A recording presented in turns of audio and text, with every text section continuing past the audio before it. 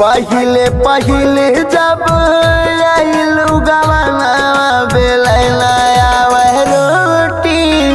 रे दुल्हनिया बेलैना आवे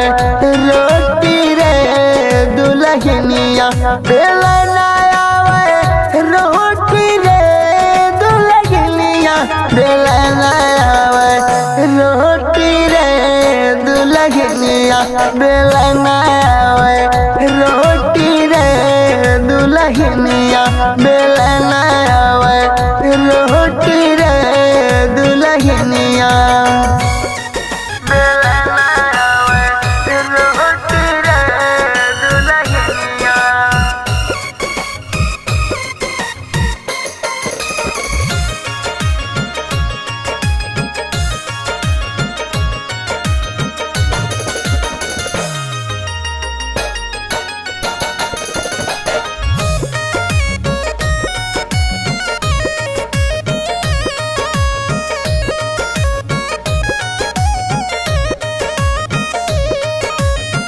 सब्जी में डाल देलू नमक बढ़ाई के चावल तू धोई देलू धनिया जराई के चावल तू धोई धनिया जराई के सब्जी में डाल देलू नमक बढ़ाई के चावल तू धोई देलू धनिया जराई के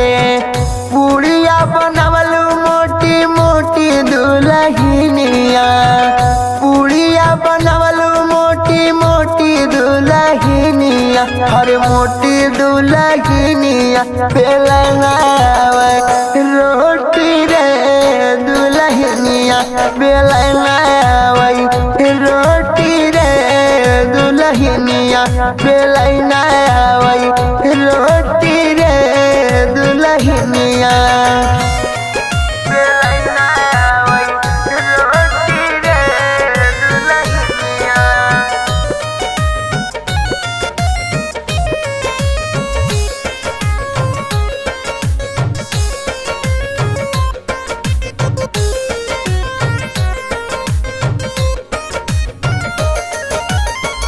नैहरे में रहलू तब बकरी चराइलू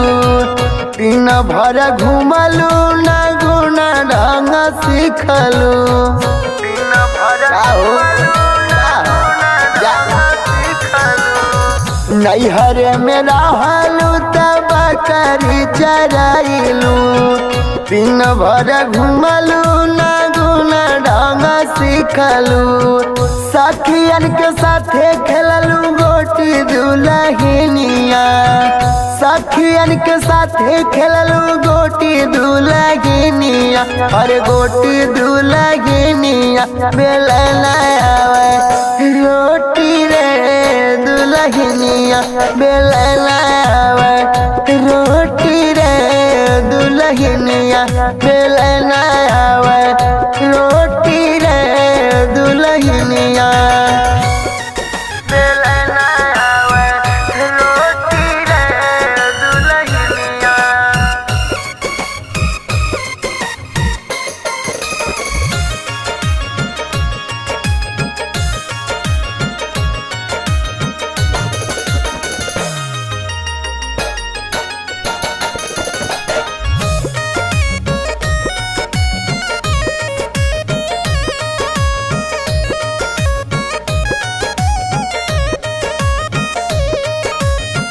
सुननी की पतरी कमरिया तोहारवा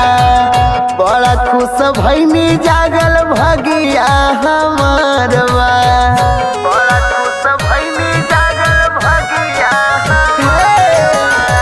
सुननी की पतरी कमरिया तोहार बा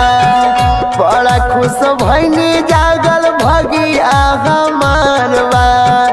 लेकिन मिल गइलो हमके मोटी दुल्हनिया लेकिन मिल गइलो हमके मोटी दुल्हनिया अरे मोटी दुल्हनिया बेलना आवे रोटी रे दुल्हनिया बेलना आवे रोटी रे दुल्हनिया बेलना आवे रोटी रे दुल्हनिया जा फुहर।